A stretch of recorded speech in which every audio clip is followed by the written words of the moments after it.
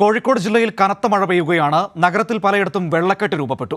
രാത്രി 7 മണിക്ക് തുടങ്ങിയ മഴ ഇപ്പോഴും ജില്ലയിൽ തുടർന്നുകൊണ്ടിരിക്കുകയാണ്. വിവരങ്ങളുമായി റമീസ് ചേരുകയാണ്. റമീസ്, 7 മണിയോടെ തുടങ്ങിയ മഴയാണ് ഇപ്പോഴും പലയിടത്തും പെയ്തുകൊണ്ടിരിക്കുന്നു. എന്താണ് സാഹചര്യം? വെള്ളക്കെട്ടൊക്കെ രൂപപ്പെട്ടിട്ടുണ്ടെന്ന് കേൾക്കുന്നു.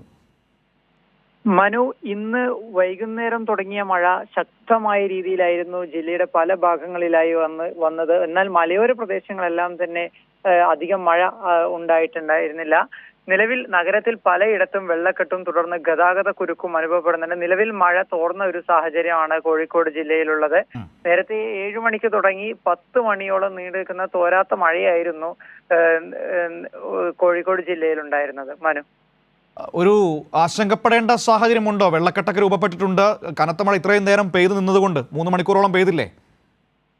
നിലവിൽ ആശങ്കപ്പെടേണ്ട യാതൊരു സാഹചര്യവും ഇല്ല. മലയോര മേഖലകളിലെല്ലാം തന്നെ സ്ഥിതി ശാന്തമാണെന്നാണ് നിലവിൽ അറിയാൻ കഴിഞ്ഞിട്ടുള്ളത്.